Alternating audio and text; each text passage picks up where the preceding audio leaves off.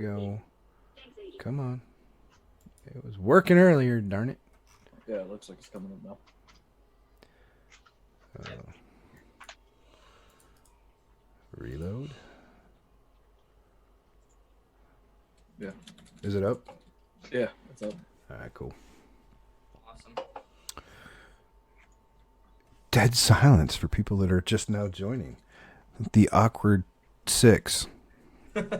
Are we live? Are we ready to kick this thing off? We are live. Let's do it. All right. Welcome to the first ever podcast of Press What to Join, a show about gaming, tech, and cybersecurity. We are a group of friends, gamers, and newbie content creators looking to create something of our own, coming together to talk about what's going on in the industry. Our aim is to cover a variety of games, news, and relevant topics. Thank you very much for joining us today. We're excited to kick things off. And as we kick things off, we're going to give you guys a quick rundown of the team here. Introductions will start off, and then we'll get right into our pod. My All right, name's Angle, Angle. take it away. Yeah. My name's Angle. Probably the youngest one in the bunch. Would like to be a pro gamer, but my hobbies take place out of everything. Cars, photography, art, the usual stuff. So gaming usually comes second, but hey, it's where I'm at. I'm Hurt Locker. I'm a avid hobbyist gamer. I would love to be a pro, but my KD does not support that as of now. We're working on that. Y'all yeet. I really enjoy gaming. I've wanted to do a podcast for a hot second, so this is pretty great. Yeah, that's me. Unit. All right, Unit here. Cable installer and training. I do live on my own. Play Destiny from time to time and kind of help people through, get their pinnacles and PvP stuff. And yeah, just casual gamer. All right. My name's Unforsaken Jay. Mostly everybody just calls me Jay. I'm a machinist. I work on cars. I really prefer old school cars, though. Angle's been telling me to get some wheels for my car. But yeah, other than that, I game here on the side a little bit, and my KD definitely does not support me being a pro gamer. All right. What's up, everybody? I am Autonomy, Auto for short. The guys in the chat here might have a different nickname for me as well, but we'll stick with Auto. Magnum. For audio listeners, I have the best mustache. Now, my role here is really not to just look good. It's really to help keep this train on the tracks. As for my background, I've worked in a various array of tech companies, settling for kind of working in like an integration consulting type role, and it's kind of got me like really interested in SaaS companies, softwares as a service, games as a service, and I think like a game like Destiny in particular is something I gravitated towards. So you'll often see me in Destiny. If you're not seeing me there, I'm probably on my Switch or something else. And I'm GMD Geek. I'm the redheaded stepdad, I guess, of the group. The old man. I'm a long time gamer. I started playing back in, I had to go look it up, 92 on Ultima Online and bulletin boards, back in the day when most of you don't even understand what a dial-up modem was with a 28.8 or a 14.4 baud, and someone picking up the telephone and disconnecting you in the middle of a game and you screaming across the house, hang up the phone. But I'm an avid gamer. I'm also been into cybersecurity as a specialist for over 17 years. I love the aspects of tracking down data via data analytics and going into network forensics. But I love also the ideas of bridging a gap that's not often talked about between cybersecurity and gaming and identity theft and all that other stuff. But I think the biggest one for all of us is the fact that through gaming, we've all met each other and started developing friendships. And I have friendships that have stemmed 20 or 30 years over the internet. They're not just a digital figment of my imagination. They're real people that I have become lifelong friends with all over the world: Japan, Philippines, Brazil, Georgia, and all that stuff. So, yep, that's me in a nutshell. Yeah. Awesome. That's the crew. So as we kind of kick things off here, really just want to give you guys a sense of, also why we're here. And so what GMD Geek was saying there too, it's about coming together as gaming communities and sharing this thing that we all love. And so that's why we're here, right? We're here to talk games. We're here to talk what's going on in the industry, cybersecurity, security stuff that's relevant to us in our day-to-days. And in terms of the cast, we're going to be doing this cadence of a Friday, 9 p.m. Eastern, 6 p.m. Pacific type stream. We're going to follow it up with a podcast. We'll get you guys information on where you can get both of those. And for today's cast in particular, 3 major topics as part of our rundown: Division 2, xCloud, and that spicy Destiny 2 TWAB. The spiciest Destiny 2 The TWAB. Let's be spicy. real here. The Bringing out the spiciest haters. Yeah. Super Destiny 2 spice. TWAB. Super spice. And we got some hot takes I hear, but we're going to save that for the second half. Yo, Before we get to that in particular, let's talk Division 2. And from my end, right, I haven't dipped my toe in just yet, but my Twitter feed's blowing up. People seem to be just interested in Division 2 right now. Why is that? What's going on? I think the biggest thing that people are doing, why the main reason they're jumping into Division 2 is not only the fact that the game now became $3, but with the lack of content with so many games coming out, especially Destiny 2 being one of the main ones, a lot of the players are migrating because there's so many new changes coming to Division that just weren't there before. Like Division used to have it was an all right armor system, but you couldn't really tell what was good. It was hard to find good mods for your armor. So now they're redoing the whole system to this whole new Armor 2.0 system, bringing in new features that, just haven't been there, really attracting new customers to the game. Yeah, I mean the fact that they made a brilliant move by dropping it to $3, so just about anybody could go buy it. The expansion that comes out here in a couple of weeks is only $30. Yeah. So I mean, And doesn't that also give you a level 30 boost as well? yeah, it comes with a level 30 boost. So I mean, the reality is At World Tier 5. At Tier 5, which is raid level. So you're not going to be knocking them dead in the raid, but you'll be able to actually raid. But it's affordable. And like Engel was saying too, not just with Destiny, but I think overall the community is really, really getting sick and tired, at least I am, of developers and stuff releasing beta games as a finished product. Yeah. Yep. You look at what happened with World of Warcraft and Battle for Azeroth, BFA. Yep. That was horrible. You want to talk about one of the biggest ones, Anthem, being a nightmare out of the whole You bunch. got Anthem, BFA. Yeah, that's Still a nightmare. Just so much stuff coming out. And and we have to say even Wolfson. I bought Wolfson a long time ago. I bought into it. I was really excited. It launched last week, and it was down all weekend, the first weekend, because they weren't ready for it on the server side. But I did appreciate the developers. They were active on Twitter, and they weren't saying, hey, we're looking into the problems. They were actually saying, hey, we know what the problem is. This is what it is. They were being fairly transparent. I think a lot of times vendors and developers forget if they're transparent and respect their community and listen to the community. Not comes back just to that. not just the 2% of the people that complain. I think they would get a lot further. Definitely not the Bungie way of dealing with things where they say they're looking into it and then just ruin it in total. Yeah. So the other thing for me too is we progress through our series of podcasts and we mature through our learning. Is we hope that as we present the data that we talk about in our experiences, that we do so in a positive spin and not focus on the negative. But I'm going to be completely honest. When we hit that TWAB tonight, It's gonna be rough. it's gonna be brutal to be positive.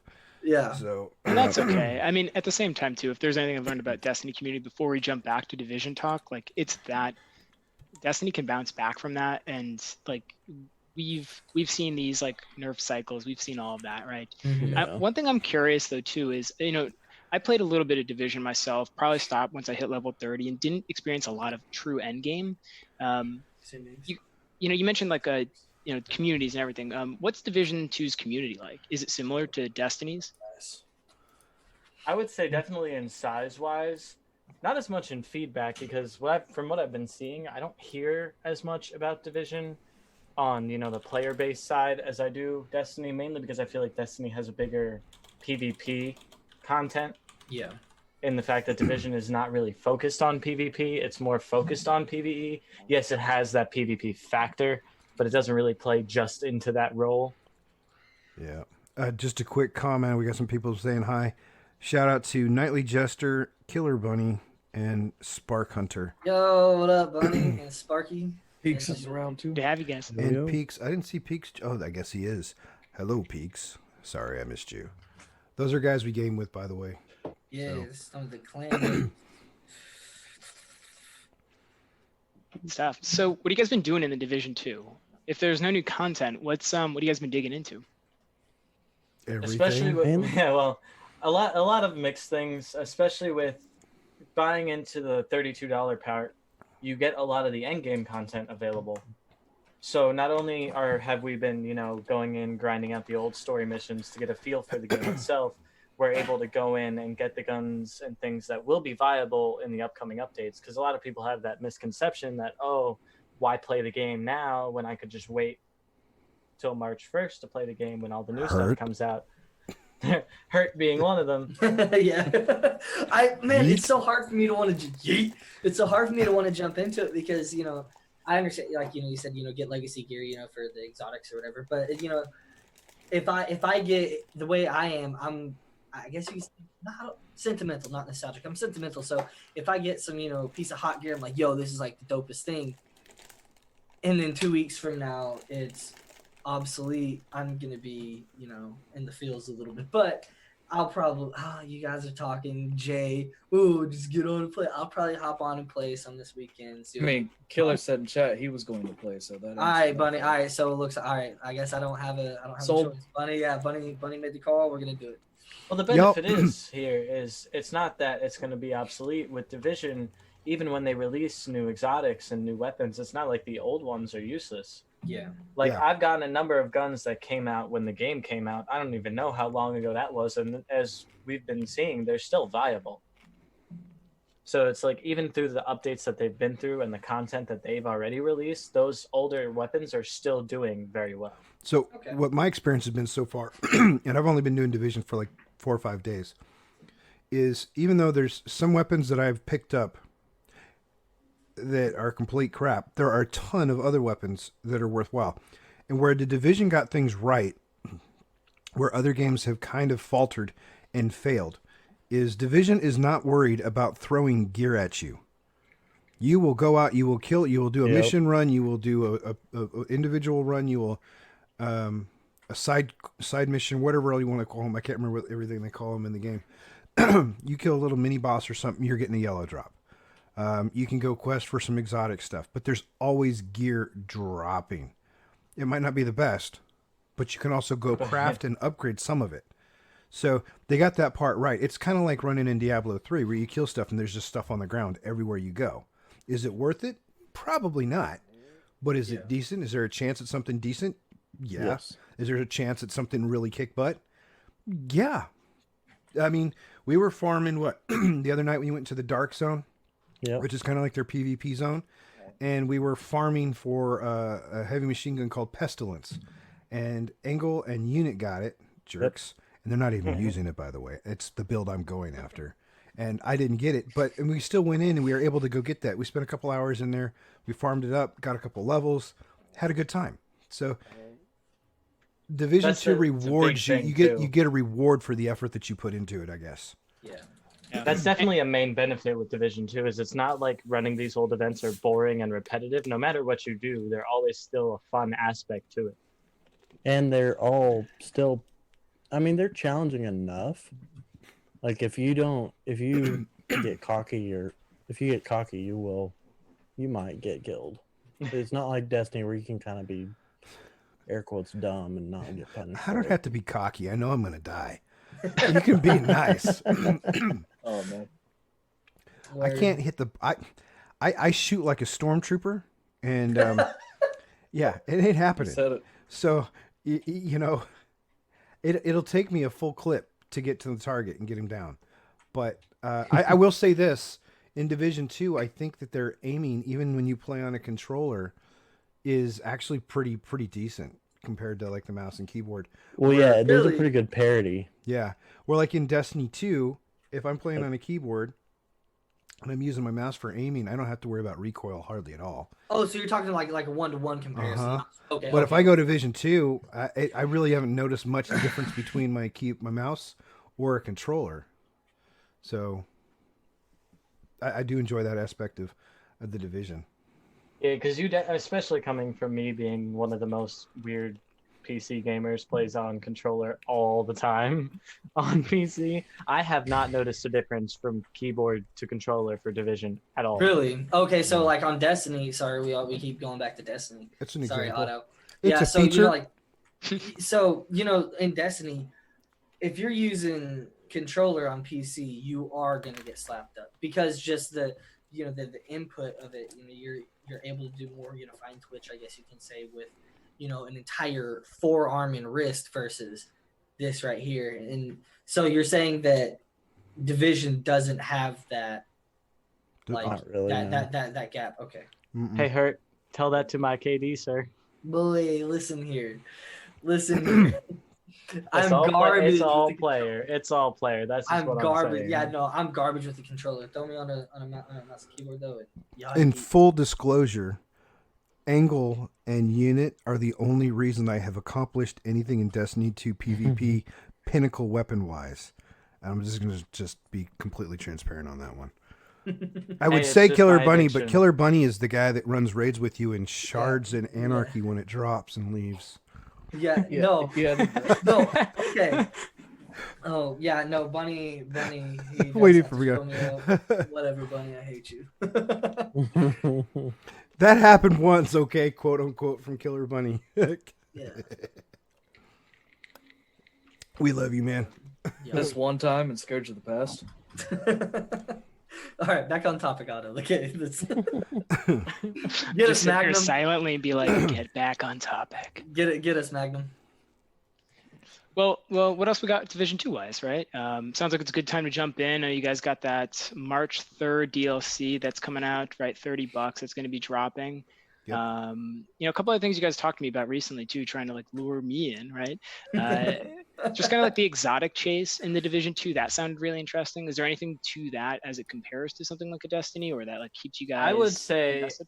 I would say the one thing that benefits Division over Destiny is there's so much RNG in Destiny that it makes getting certain exotics so gosh darn difficult that you don't even want to do it sometimes. Yeah. Like Geek mentioned, you can run Scourge of the Past raid 180 times and there's no guaranteed chance you're gonna get Anarchy. Or like Bunny said, Crown of Sorrow and getting Terra, but apparently that drop is even. Just Yeah, not exactly. bad. Like there's so much. Still probably Oh, the it's 5. possible, Well, but we don't know. Here's the other thing I've read up on Division and even the exotic armor pieces and weapon quests that you have to go do. Yeah. Those quest outlines don't force people to play an aspect of the game that they really don't like. If you were giving me an exotic quest and you asked me to say you have to go do PvP to get this weapon, I'm not gonna go do PvP to get a weapon that may or may not get nerfed, which we'll talk about later. Yeah. Because I don't enjoy PvP. Not every aspect. There's some games I will, but not in that. I'm not a PvP person, and I'm not knocking on it for people to enjoy it, but it's just not something I'm going to go out of my way to go do. In Division 2, I haven't come across that at all. Oh yeah, no, definitely not. Especially with the fact that the drop chances and the ways to get the exotics in Division is just a much better system in comparison. Because like the other night, we were running a mission to get this exotic blueprint for a weapon. The drop chances, it's not, guaranteed. Everybody's going to get it. Yeah. But throughout the entire run of that mission, we all got every part for the exotic. And at the end of it, we all got the blueprint that we needed. Like there was a much better guaranteed chance that you're going to get what you need to do done than what you're going to do sitting here hours on end grinding the same stuff to get one simple thing. We So what you're had saying there's a good return investment on your time. we had Most definitely. a higher drop rate for the blueprint that we needed to forge the Chatterbox exotic gun than we actually have for getting hyena keys that are needed to open the chest to get the blueprint. But Which is even more difficult, might I add. Yep. So So it sounds like that return on investment was one of the key themes. yeah, definitely. Also, the targeted loot. What do you mean by that? What's targeted loot? There's how the game it goes once you hit the end, like once you hit World Tier 5 at least. It might be before that. I don't know. We kind of sped through that part. But after you hit World Tier 5, you're able to go to certain zones that have a increased chance to drop a certain weapon or armored set type or even armored type of armor piece or even type of gun. So like if you're wanting to farm a really good rifle, you can. Whereas in Destiny, there's nothing like that right now. well, heck, you can't even really farm an exotic in Destiny right now. I No. could spend a month trying to get an exotic weapon. I mean, you couldn't Yeah. farm the Nightfall strikes, right? Strikes Oh, specifically. yo, let's talk about. Well, this is Destiny related. I'm sorry, but with the other, I've done what is that? For Mindbenders, Oh yeah, the Hollowed Lair. Hollowed Lair. I've grinded that Nightfall so many times in my life. Like done it so many times. I've not had a single drop. And within 3 Nightfall runs, Bunny, who's a viewer here, he managed to get like what a curated and another like 2 others. Yeah, So like- Yeah, that was the one I jumped in with you, and I yeah, also yeah, got and one. I'm just like, dude, like, and I kept getting Fiorina 2MG, the poor man's, blue rare recluse, and it's just like, so in Division, apparently, you don't have that issue of just grinding, Plus, and not getting what you're looking for. here's something else we didn't bring up. In Division, you're running with the crew. You can share most of the loot. That's a big thing. Really? That is a really Yep. big thing, especially with in differences to other games. If you run an event and you got the world's greatest RNG, you can get that same piece of loot 25 times. You only need one of them because you already got yours.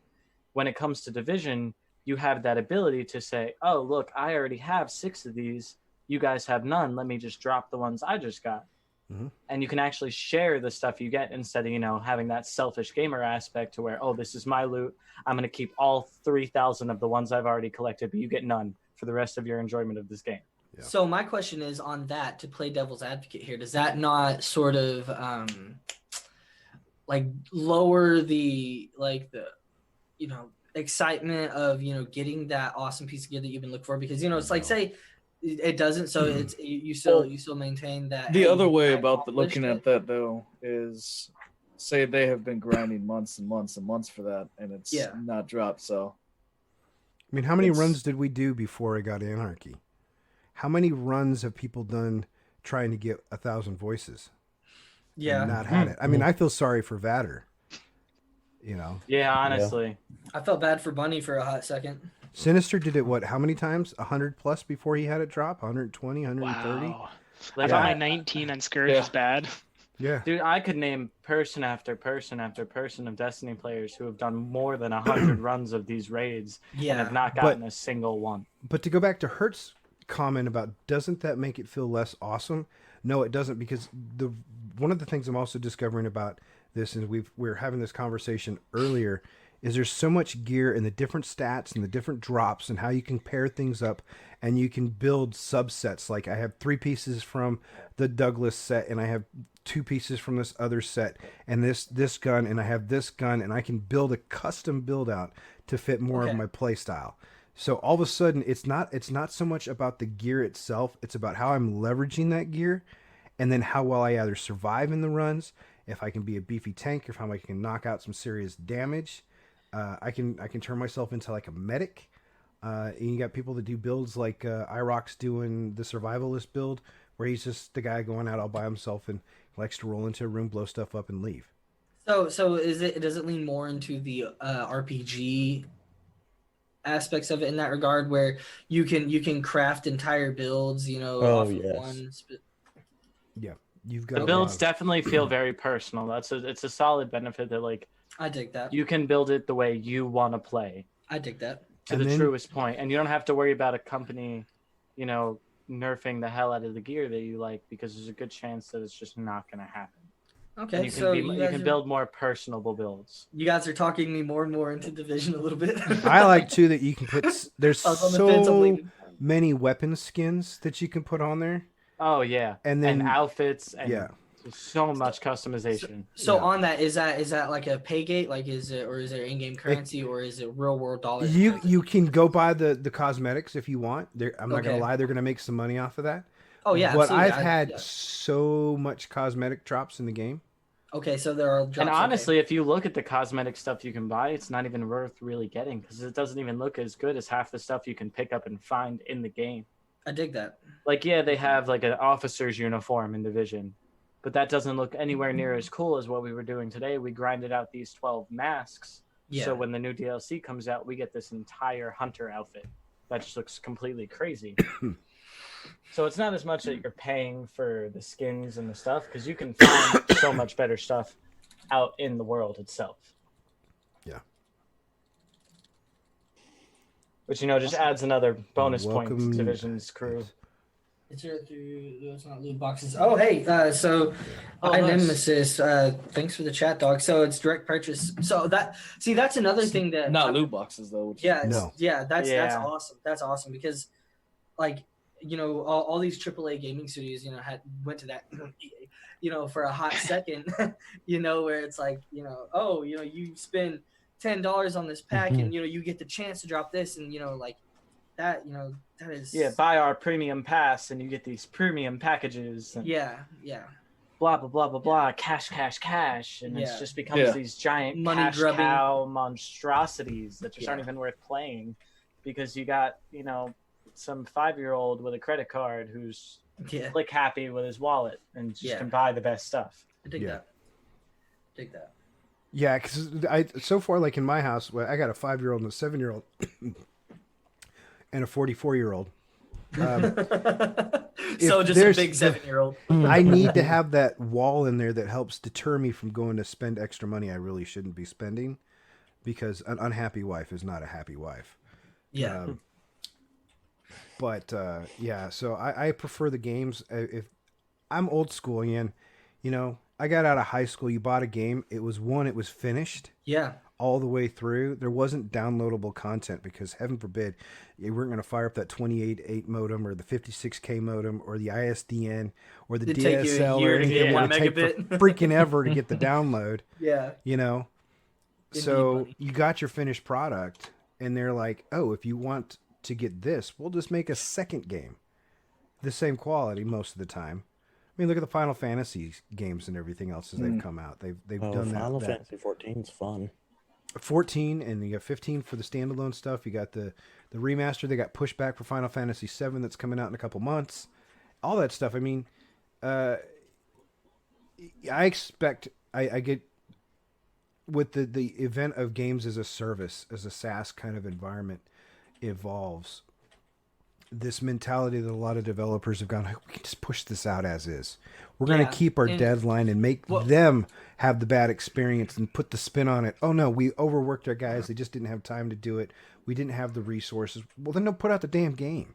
Yeah, they turn Yeah. it into it's a live service. Yeah. Yeah. No. Question on Division 2.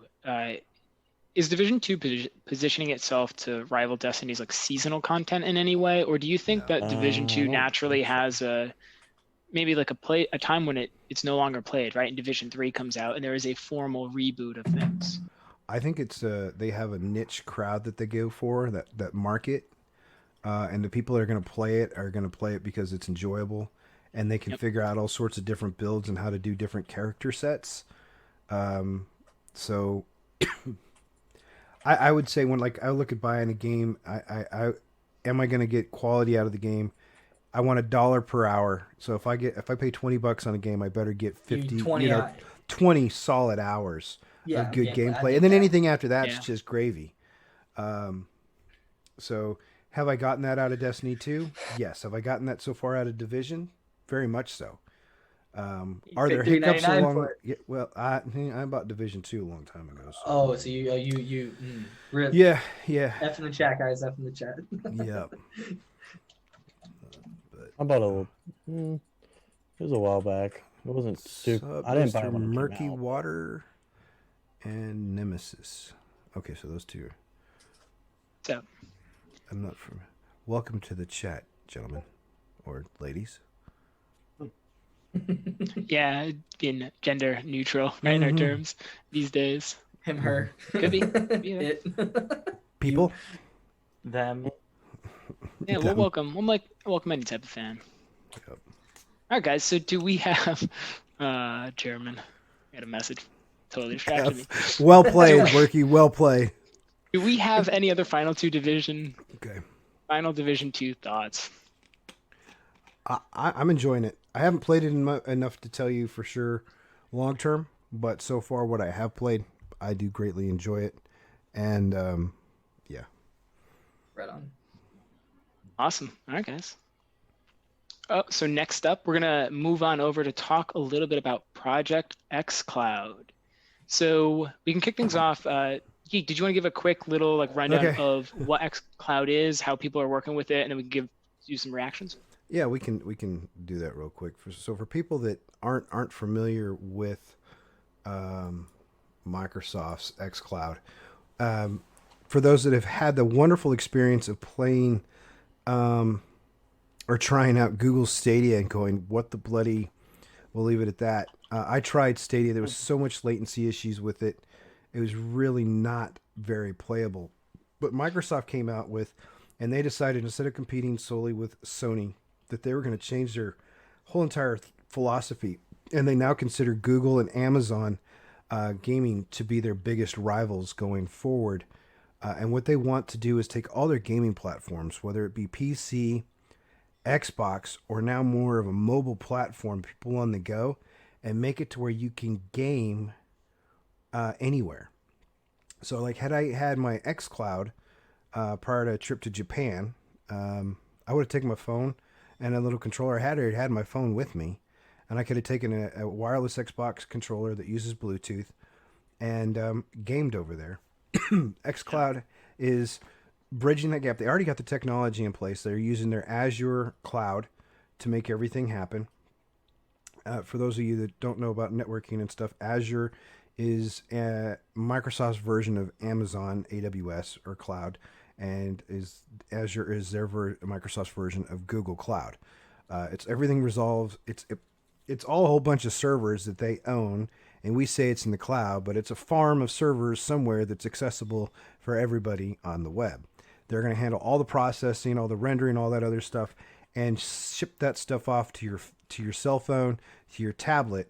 Now they're predominantly more, and this doesn't surprise me, you have a lot more gaming options, a lot more of the 50 plus. I think there's 54 games right now that are in their beta that you get to play if you are on an Android device, whether it be a tablet or an Android, or even to an extent through the PC. They have a PC beta, which is separate from xCloud, that lets you do way more games. I think there's like 120 games in their Xbox PC beta program, which is like their Xbox Pass program. You don't have to pay for the games. You don't buy the games. You have the service. You go in there, you log in. Hey, I feel like playing Destiny 2 on the xCloud. I feel like playing Halo Master Chief in the xCloud. And I get kind of like I am right here. This might not be great for this, but it's yes. For the audio Yes, listeners, there you go. it's crazy how easy That's it is. awesome. Yeah, we're gonna load into the tower right now. Yep. Right as you gave the intro, I started loading in. That's crazy. Yeah. Yes, that's my Outbreak perfected ship. Yep. And the latency on it really isn't that bad. We were talking about this yesterday. Yeah.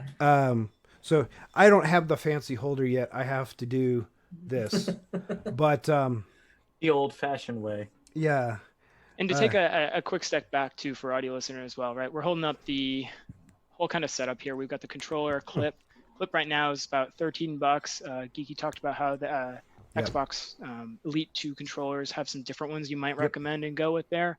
But in general, right, you can do it without a clip. The clip definitely helps enhance the experience, definitely gives that kind of like overall gaming experience to it.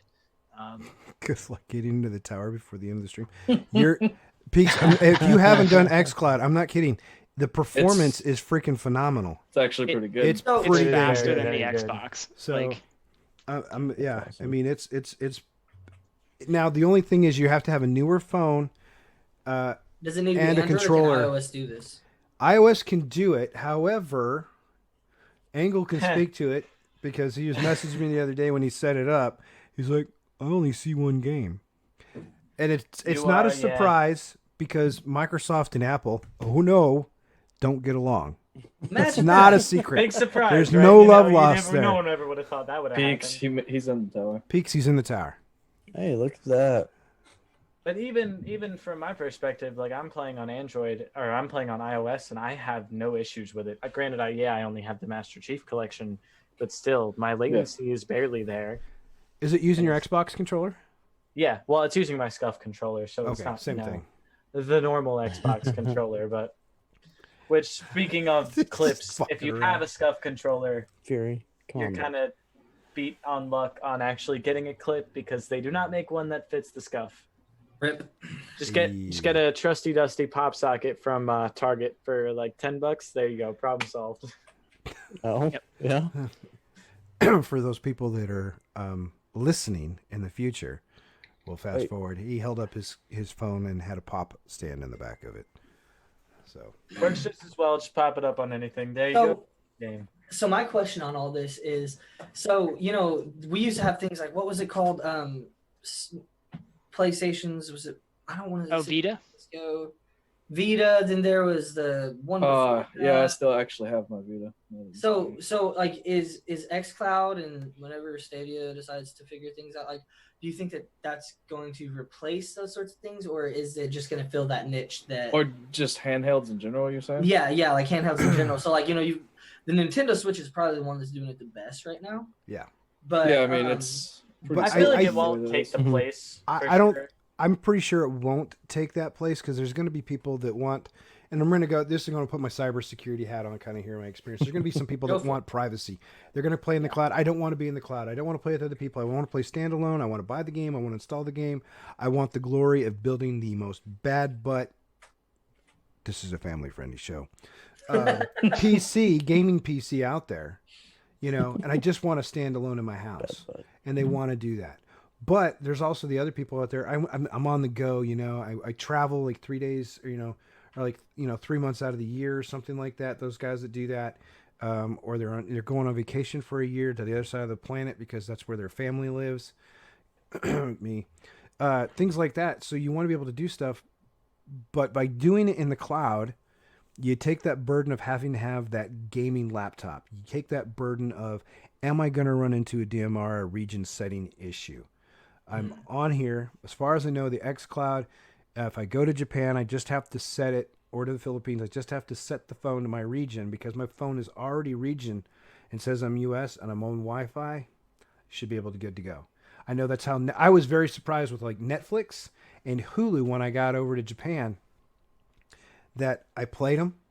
I had a whole entirely different set of lineups, different shows, different movies and everything. Most of them I didn't understand. They were in a different language, but they had subtitling.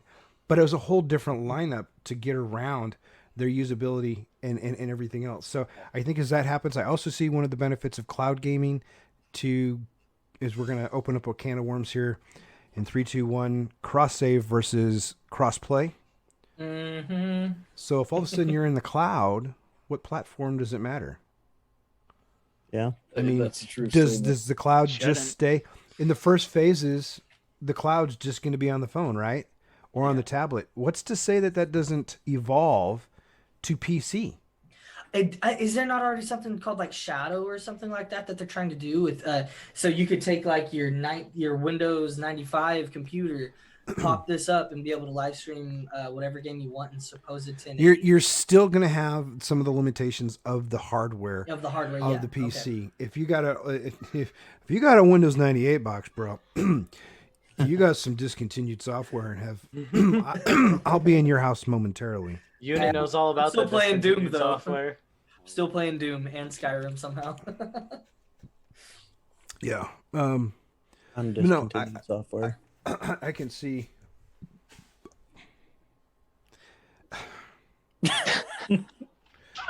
There it is. Not Sorry, sure Geek, what I happened totally there. threw you off. Discontinue.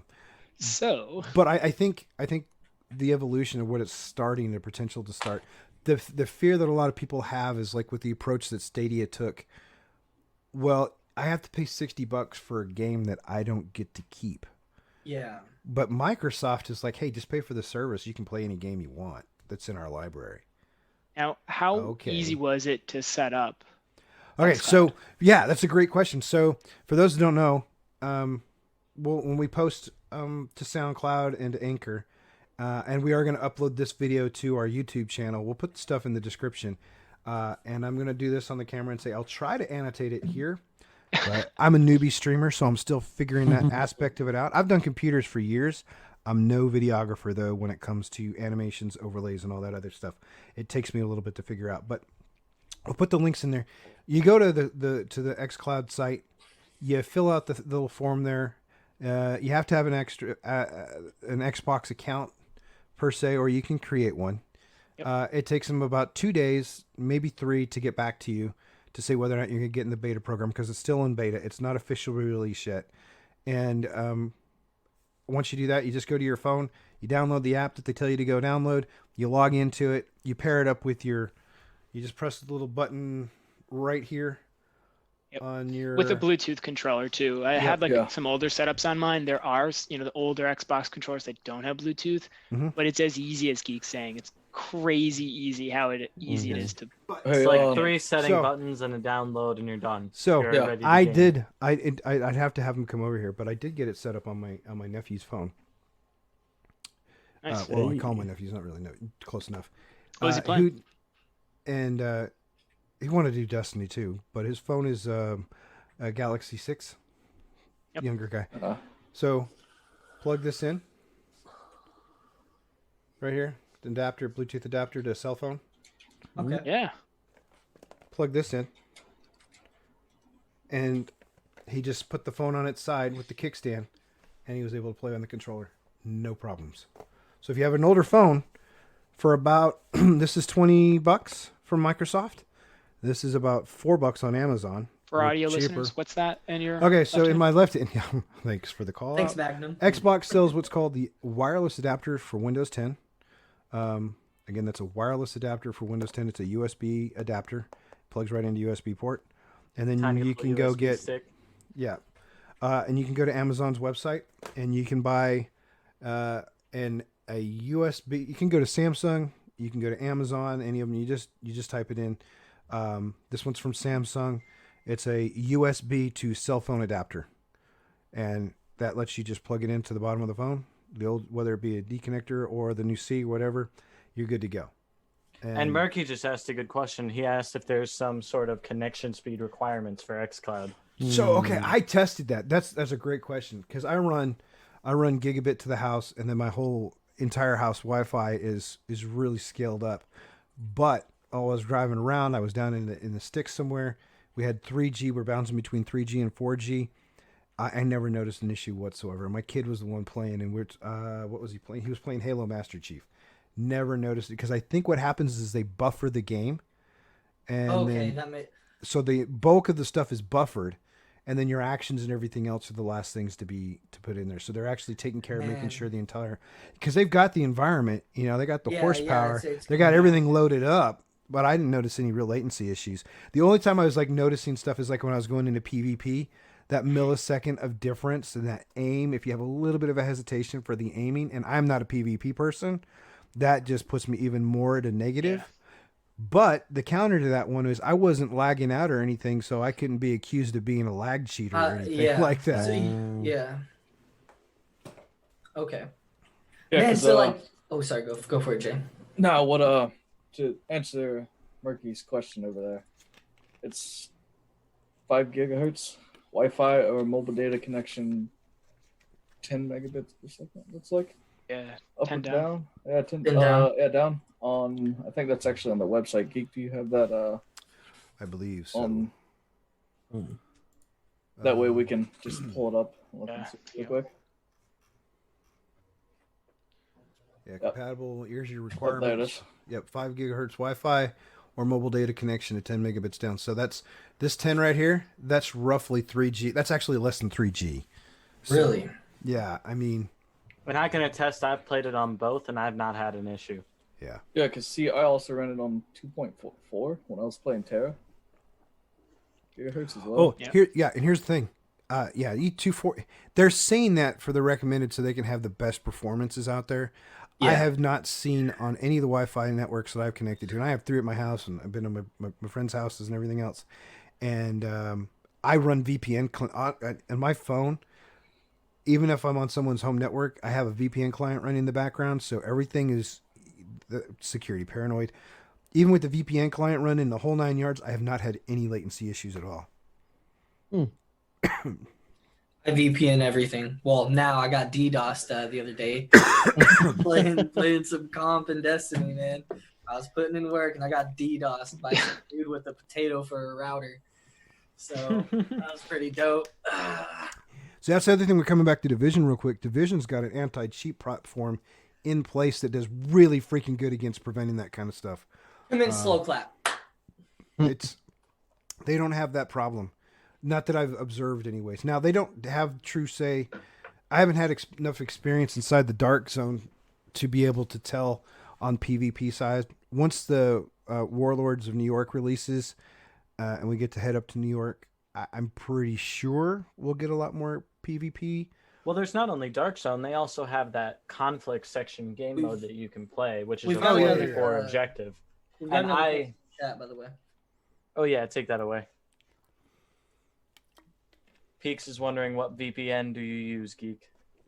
There's a few of them. And yes, I know Nord made it into the news for having a server breach in France a little over a year ago. I still use NordVPN. Yeah, I heard about that, but it was like they're pretty solid. I mean, open almost about what any of them. happened. You can use secure VPN. It's the flavor of the month. There's about a dozen of them. I like NordVPN because it lets me go to Japan. It also lets me have connections to the Philippines, which is where my wife is from. So, yeah. The Nord is also doing a really cool special. The reason I'm still with them, I'm not going to lie, I'm not getting paid by them or anything. We don't any of that. I picked up 3 years of service for $100. Oh wow. Wow. Yo, that's Yeah. dope. So, I mean, Can't go wrong with that kind of deal, No, though. yeah. Yo, deals on deals, brother. yeah. He's got that coupon life. Yo, he's a dad. He's got to. Good stuff. A couple other odds and ends here too. I do want to shout out to German for originally giving me that iOS link. There is a iOS test flight kind of update we'll give you guys. It does look like they're at capacity, but I'm sure once they move on, we'll open that up and it'll fill right back on up. Yeah. Yeah. So, I I mean, it's xCloud. surprising to see that many iOS users too. Yeah. So, Really? Yeah. I would be interested in to see if I could find the statistics on it, and I'd have to go search. Would be to see the number of active xCloud players and users versus that are still beta, mind you, versus the number of active Stadia. I'm going to see if I can find that. Truthfully, I that's feel like something I'd those like to numbers see. would dwarf Stadia's. Mhm. Oh, you would have to. I literally did not hear. Not trying to bash. We're trying to be positive. I did not hear a single, not one iota of positive about Stadia release. Yeah. There are even people that were getting paid to make YouTube videos that were like, listen, they're still paying that, want to be upfront. They're paying me to do this. However, this is a problem, and so. Yeah. And to be that devil's advocate, I have not heard one bad lick of news about xCloud either. Yeah. Not yeah. See, I have only heard good things so far. yeah. Here you've got CNET already as of November 2019. Google Stadia is live, but Microsoft xCloud already feels like the future of cloud gaming. Yeah. So, I'm not a big CNET fan. I'm going to quantify something I said earlier too, and we were talking about we got together before we kicked off the stream, but one of the things we're trying to make sure that we do, and Hurt brought it up is a good point. For the group of us, we really want to keep positive even when there's negativity out there. We don't want to do clickbaity kind of stuff. We don't want to do, oh no, the world is ending because Activision Blizzard did something or because so and so did something. or because one of our guys said, yeah, yeet. But, you know, we want to give our thoughts and our feelings on it and where it's at in our experiences.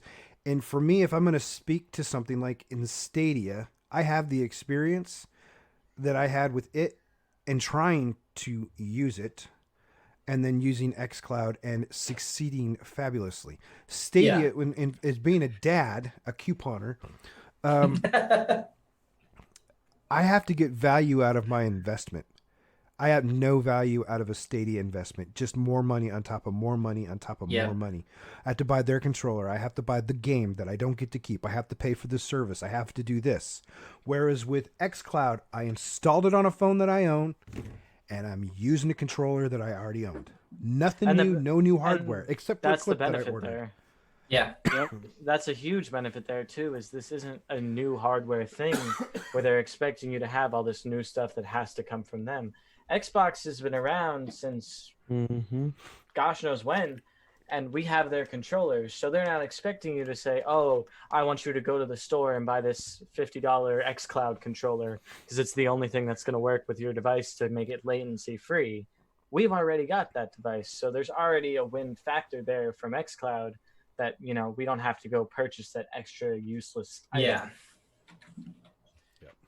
Spark, for the most part, I believe so, yes. You guys are playing Division 2. Yes, PC. I have it on the Xbox. But guys, come back and play with me. I don't think it's cross-save. Come back. How about you join the master? It's cool. Yeah. It's cool. I was just about to say, you need to join the dark side. Well, so it's really let's segue real quick. Let's do an impromptu conversation. Okay, so I'm down for that. Before I was a dad, I was all about PC. I was that guy that said, I don't want a freaking console, man. That's just a waste of money. I got a better graphics card. I got better control. I got better input. I can have all this stuff. I can do everything else I want to from my PC and own the crap out of a console because I can load up my RAM, my hard drives, the whole 9 yards. Fast forward to when I got a 2-year-old that won't sit the hell still and keeps pounding away on a keyboard. Guess what? I can put him in my lap and I can still hold my controller and kind of game pretty proficiently. Whether I'm playing Skyrim, whether I'm playing, at that point, Destiny, or any of those other games, Minecraft, the whole 9 yards, I can do that. But now and then I come back to this point now my kids are a little bit older. I've got a little bit more leeway to go back to the PC, and I'm not going to lie, I missed my PC. Yeah. The quality that you get out of a 14 or 144 hertz monitor. Yeah. Oh, glory be. So, I'll definitely play that devil's advocate here again, that I was the opposite of you up until this year. I was a console diehard. yeah. Like, why would I want to spend $1,300 on a PC when I could spend $400 and play right from my TV? To making that switch to, oh, I got to build this and then set up all this stuff. But the moment you do it, it's just so beautiful that going back to what you started, it just doesn't even seem feasible anymore. Yo, like, so not to like Destiny this out, but obviously I'm a void walker behind me. But yo, like, I played Destiny on the Xbox, since D1 day one, D2 day one. Like, I was like, there's no way this game can get any better. I was right there with you. Until I opened it up on a PC, put that FOV to 105, and did one single Sparrow ride. I'm like, nope, it's done. Like, That's all you need. That's all you need. Game. It's just Angle, opens I up a actually whole said nother the same world, too. thing myself, too. Dude, it's like there's no comparison, and console absolutely has its place. It's got a massive corner on that market. Oh, definitely. But whenever it comes to just immersion, the gameplay feel, input, mouse and keyboard, like it's Customizability, control of the S-tier. actual game. It's S tier. Yeah. It's like playing on something on a console, yeah, you have somewhat control of the game. Playing it on a PC, it opens up the true, Exactly. you can actually feel the game. He's at level 9,000. Yeah, and Bunny, I'm glad. So we got a Star Wars reference in already. We just now got a Dragon Ball Z reference in there. We're good.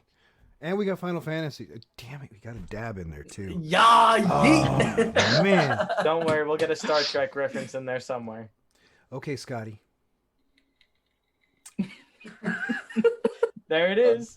Whoop, there it is. Okay, so dad moment. If you guys haven't seen the cartoon movie Abominable, great movie, made me cry. Not gonna lie. Oh man, Great movie, big rip. great movie.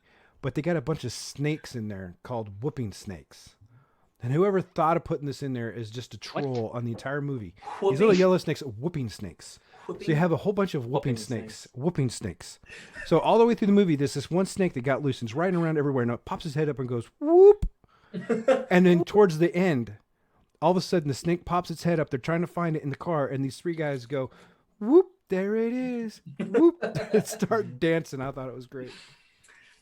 Sorry. Well, Is that was that a on rabbit. the Dad moment. streaming platforms? Can I That watch on was- Netflix, Amazon? Yeah, Amazon. Amazon's got it right now. That was that rabbit. Squirrel. Yep. All right. It's better than Baby Shark to tooth. Man. Yeah, let's Yeah. keep stuff I gotta take this thing back, guys. Come Magnum, on, back yeah. on track. Let's go. Random question off the top of my head. So, do you think that the Xbox generation, you think they'll ever catch up, right? Or the PlayStation generation to the Church of Unlimited Frames, right? I feel like it's definitely gonna depend on the new consoles for sure. Yeah, no, I was gonna say they're this next gen of the this Series X or whatever it is they're wanting to call it. At this point, I'm not even calling it a console. I'm gonna No, call it yeah. for what it is. It's a baby that's PC. that's a baby PC. That's a micro tower right there. Like with the honest hardware to they're God, packing with into the it, the bro. way that they're looking at building those, both Xbox and and PlayStation 5, they're going to have to figure out their pricing market.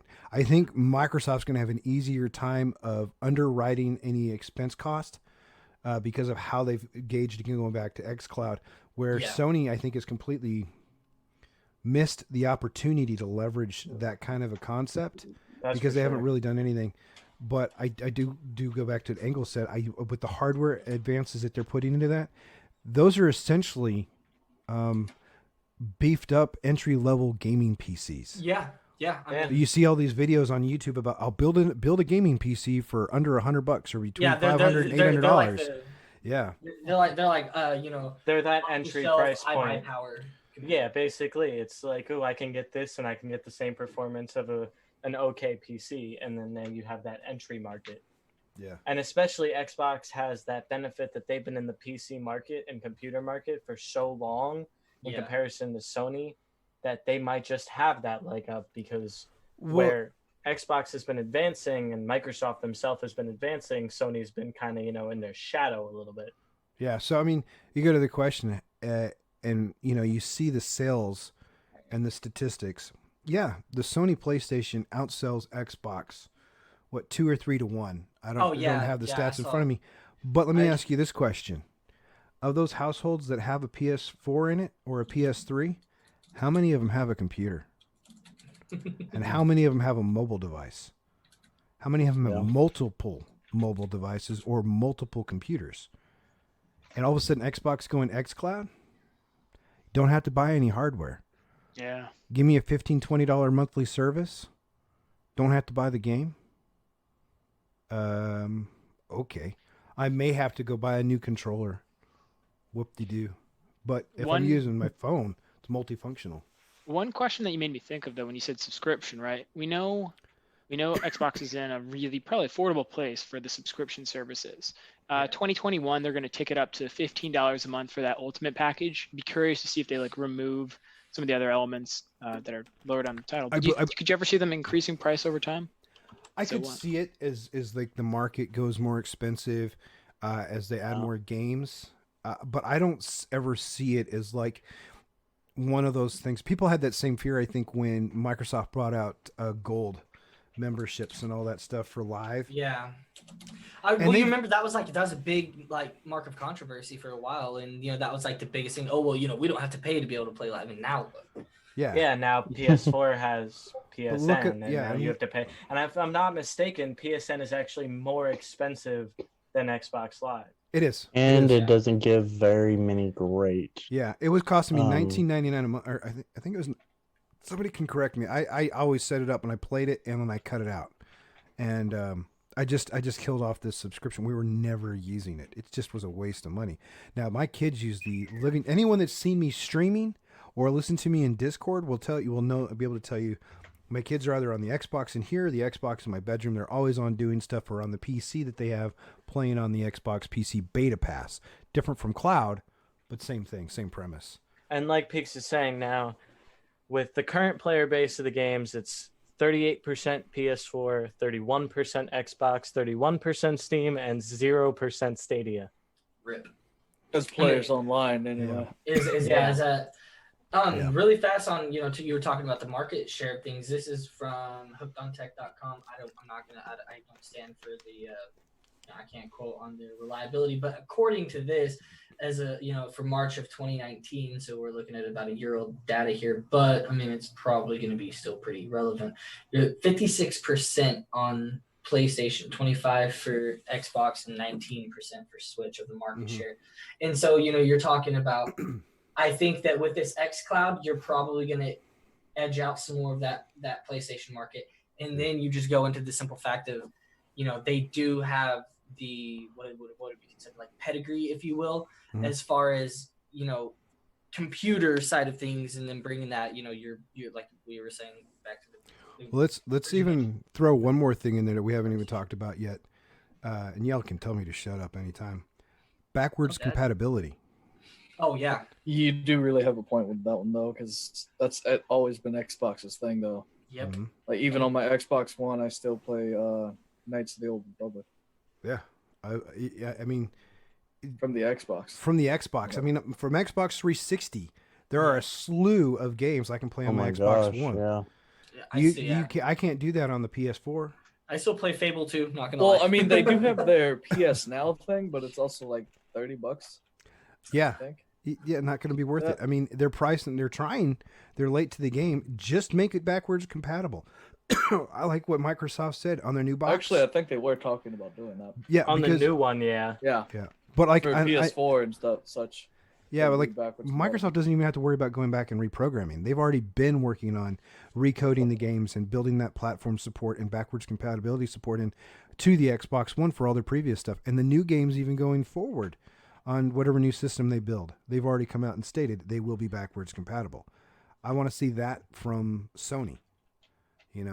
I mean, am I going to buy a new Xbox when it comes out? Anybody that knows me is going to tell you yes.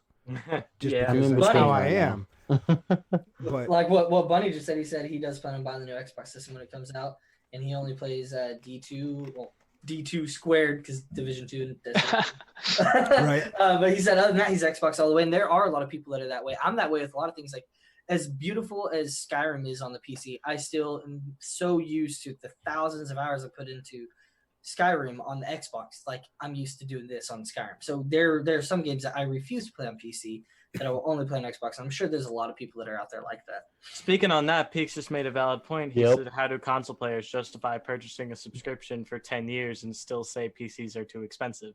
Well, there's a couple things to say to that though as well. I see. It's not so much that I think it's more of that we don't see that cost right there. Yeah. Like, we're not adding it up as we're going. We're it's like paying for it for the year and just not worrying about it. Well, then again, PC has, it's in PC's corner at that point because our live service is free. You have 10 years to pay for a service on Xbox, right? But throughout that 10 years, you need 3 different consoles. I just need to swap out some parts. Yeah. Yep. Bunny made a good comment. Better security on consoles. That's hackers, That is a point, though. To an extent. To an extent, it also depends on the game, because I've noticed just as many hackers on PC as I have on Xbox testing. There's ways to do it if you are willing enough. At the end of the day, the user being the weakest component, the weakest link, if you will. If I put an app out there on the computer or for the App Store, now this is a great topic for a different podcast, is about Google Play, about the Apple Store and iTunes, how much do the apps get reviewed in there, how much security is looked into it. How often are the apps reviewed that are posted to Microsoft and to Sony's download stores? So those apps for like TV streaming, YouTube, and all that other stuff. So if you're watching, say YouTube, you're watching YouTube on your Xbox or on your PS4, what endpoint security is built into that box to protect you from a maliciously embedded YouTube script? Or if you go to a browser inside the console, what protects it? Is it the OS that's limited? What if there's a vulnerability that's discovered out there and those aren't patched as quickly or as frequently, and somebody takes advantage of that? If your PC or your console, like most players do, just open up the firewall to let it in because they don't want to have to deal with the latency issues or trying to customize the ports or everything, I'm sorry, I can go off on this all day. How much security is actually there on your console? Is there more security on your console? Maybe right. not. But as we talked about too in a previous conversation, it could be that cognitive dissonance part playing in where you're just assuming that your device, whether it's an iPhone, a MacBook Pro, or an Xbox, doesn't get viruses, right? Mhm. Yeah. But we could talk that on a different podcast. Yeah. That's That was good. It's one of the things I Thank want you, to. chat, for jumping in so much too. Yeah, it's one of the things I I'm want to talk enjoying about. the heck out of that. Awesome. Well, let's do a little bit of shift here, right? Let's talk a little bit about this week in our Discord, right? Talk about the Discord itself. Geek, I might let you take it from here, or if anybody else wants to, but let's introduce the Discord, what it is, right? Why we got it and why it's a good central point for us. All right, so I'm going to bounce between two Discords because we just got ours set up. Feel free to ask for an invite. We're going to post the permanent link for it. Feel free to jump into it. It is called Press What to Join. Again, we hashed out what to call our channel. We figured this was probably one of the best ones. We came with lots of names, but this was just kind of stuck with us. It's going to develop into where we wanted to develop into a community where people can come play and can talk about games, ideas, and things like that. I kind of have a Discord set up like right now where we have a lot of people that are interacting. One of the things we hope to get out of it is interactions with the members, similar to what Bobby J77 here, a buddy of ours named Bobby, actually Unforsaken J's one of his longer time gaming buddies, more recent to me, interesting guy. But he had posted the question about what about this cycle? What do you guys think? Because he knew we were playing different games, so he posted this. Hey, what about this? The game called the Cycle Game. I've never heard of the Cycle Game. It looked PC, interesting. Right? Bobby said play the video. Play the video. Yeah. We'll play it real quick. Can It's in YouTube. I don't know if it's gonna. Welcome, prospectors, to Fortuna 3, I know it's a season fortune-filled 3, season 2, playground. right, Bobby? If Bobby's swarming with hostile alien wildlife. Oh, hey. And what's of up, Bobby? course, other prospectors who want what you want. And this is their idea of fun. The weather on Fortuna is a little bit unstable. Say hello to the cycle, a devastating weather anomaly that will obliterate any life forms not native to the planet. And that means you. You better be sure to escape before it eats you alive. So is the cycle just another battle royale? Not even close. Yes, we have multiplayer matches. Yes, you are on borrowed time. Yes, we have guns, lots of them. We have shiny skins and fancy dance moves, and even a mini-map. And sometimes, memory leaks. Nobody's perfect. But we offer so much more, prospectors. The challenge is real. There's a shit ton of monsters to face. To help you, we provide awesome abilities. Ever heard of the snare trap? Or the heavy turret? Imagine the havoc when you combine the two. Sweet, sweet mayhem. We even got wheels. Strike a pact with other prospectors and face the dangers of Fortuna 3 together, or double-cross them and stab them in the back. It's up to you. So is it? And these are the contracts offered by the various factions. Complete the most contracts, escape, that's one thing I was and you win. Wondering So about you that. do PvE and PvP at the same time. PvE. And you haven't seen the Yep, half of it. There we go.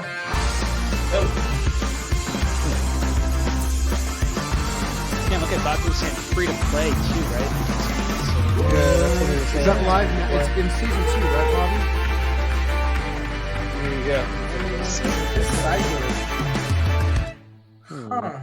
The cycle is not a Yeah, battle it's in season royale. 2. That's I why did we see call it something about PvEVP, or in the long form, free to play, player versus environment versus player, first person competitive quest shooter. This is giving Royale. me some What is that game? Yeah. Download for free. We might have to go check that. So, we, again, shout out to Bobby for that. Yeah, shout out, Bobby. For posting that kind of stuff. We want people to be able to do that. So, like some of the stuff like we're looking at on the horizon coming up as well, because we're always looking at new games, things that are currently out, things that are coming out, things that may be coming out, things that get pushed back. Like we've got stuff on the horizon for Destiny 2, which we're going to talk about. Division 2, which we talked a lot about. Wolfson, which we talked a little bit about. Jay and I did a beta on Xbox for Phantasy Star Online 2 this last couple of weeks. That was Xbox. When it comes out, it's going to release on PC as well. So I'm probably going to do it on PC. See, they were actually talking about having a cross save. Yes, Play with that. they did make a comment on that. So we'll see if they've got it. I probably might do it on both. Because I'll go back to what Hurt said. There's some times where I just want to come in here, sit in my big fat lounger behind me, and just chill and not have to sit at a computer desk. We got Amazon New World Order coming out. It's MNO in May. Biomutant, which another guy in the channel. Oh, I'm so excited for that. Twisted told me about. Put me on the Biomutant. Looks pretty good. Pantheon Rise of the Fallen is a long-time development MMO. Not probably going to come out this year, probably next year. It's the original developer of EverQuest and a few other people. We got Elder Scrolls 6 sometime. Ooh, that's going to be a podcast in and of itself. Yeah, as long as Bethesda doesn't screw it up. I already pre-ordered Cyberpunk 2077, so I'll be playing that. Diablo 4, if that ever happens. So we hope as people, we interact and develop our community, that we get those ideas from everybody. And if they have it, there's not any type of game out there that we don't want to go look at, that we don't want to go explore. Yeah. There's just like, to me, there's no such thing as a stupid question, just the one that was never asked. So if people want to ask a question, they want to see about the everything. FYI, the video was really loud. Just a cautionary tip. Thanks, Peak. I will have to make sure. See, I'm not using my Stream Elements OBS configuration, which has pulled down the sound from the audio, the gaming audio. I'll have to add that as a sub-channel to this OBS setup. I'm working on a new overlay from Stream Elements. So as we get the other one live, it'll do a different profile. So hopefully in the future we'll fix that. But thank you. I wanted to make sure, because I thought it might be a little too loud. Yeah. Thank you for letting us know, Peaks. Word up. All right. I just rambled on for a whole while. Yeah, we got any other things that were mentioned? Discord. We talked Phantasy Star Online 2. So that was getting some noise. Oh yeah, Fantasy's going to be. We had a great time. They need to fix their graphics, which they already said they are aware. They of were that. going to take care of that. They're just. as I well. mean, Yo, Bonnie, high roller, dog, 50K. yeah. So here's the kicker. The last concert, so it was just a stupid notice. We were talking the other day and about concerts and stuff. Do you know the last concert was that I attended? It was with Jay. Word? Oh man. Oh yeah. I remember that now. In Phantasy Star Online. Yeah, they had a live. They had a concert, live dude. concert. Not kidding you. Live concert. Actual live concert. This is real? You guys? Yeah, they had Yeah. an actual live concert in the game. It was dope, man. It was actually. Everyone was jumping up and down. It was crazy. It was fun. It was different. It was very enjoyable. And what really was awesome is it stuck to the genre and everything of that game. So it was pretty well done. It fit really well, like compared to what we kind of expected out of it. Yeah. Nice. Awesome. Well, are you guys ready for the TWAB? You guys gonna be okay? Here it comes. All right, hold up. Keep Let's positive. Swab. let's limber up, guys. Oh, let's do this. That's gonna be the longest part of this one. Angle's over here. I gotta take the jacket It off. just might Yeah, be. it's like I need to get the I got shoes an off. undershirt on. I may have to. I'm gonna take start off. sweating. It's gonna happen. Right. So for chat 2, to give you a little bit of a preview, we're going to start with some of like the big ones that kind of came out here. The quick rundown is Inagi's, snipers, grenade launchers, last word, fusion rifles. You know, there's plenty more in the TWAB. So if you play Destiny, want to hear about that, mention it. We'll certainly comments. Right. But yesterday, Bungie, was it DMG? Let me double check here. Yeah, DMG, I think, released quite a juicy Flob, a lot of nerfs coming ahead. Nerfs to knee. Nerfs to knee. Nerfs to knee, Now, yeah. we've seen this before, right? We've had our Whisper, the Worm No yeeting nerfs, but there was quite a bit here. And I mean, my initial impression was ultimately, right, like this was hitting on pieces that are pretty core to the end game player in Destiny. So let's start with one of those pieces, Izanagi's Burden, right? I think like one of the lines that stuck out to us was, right, Izanagi's Burden solidified itself within the majority of endgame builds due to its excellent burst damage, sustained damage, ammo economy due to it being special ammo, and safety due to being a sniper rifle. Outlaw was swapped out for no distractions to be more in line with the fantasy of the weapon and ensure that the trait of the weapon would still work with Hone Edge, right? So the big effects there, right? Potentially some changes to the reload itself, no longer affected by the reload stat, and Outlaw being replaced by no distractions. So- Units. Do you have anything to say to start that one off? Yeah. So no distractions. It's a nice perk, but Weapons it 2.0. just doesn't. Yeah, I saw peaks. I'll get on that in a second. But Outlaw made it to where, like in the raid, when you are shooting the Cyclopses on each side, like in the most recent raid, the reason why it was so effective with Izzy's is because you shoot it, proc Outlaw, shoot it again, and then you have Outlaw again. Yeah. Or just in general, like no distractions doesn't really work with how most people use it. Maybe that's why they're trying to. Maybe that's why they did it. I mean, And for frame of reference, how long does it take to get like no distractions to proc? 1 to 2 seconds. Like it's like box substantial. breathing. Yeah, it's substantial. It's enough that considerable you're... enough to let you mess up an event that it is required Yeah. to work. Yeah, exactly. Like I don't personally go for guns that have it. I know it's a great perk, but it's just not a perk for me. Yeah, no. I think I have a line in the sand or whatever with it, but I mean, you know, it's one of those things where it's not that S tier perk like Outlaw, where I mean, you can drop massive damage, you know, really fast by being able to proc that. But I don't know. I feel like they say, you know, I mean, Whisper, yes, is kind of like Icebreaker. We're gonna bring back D1 for a second.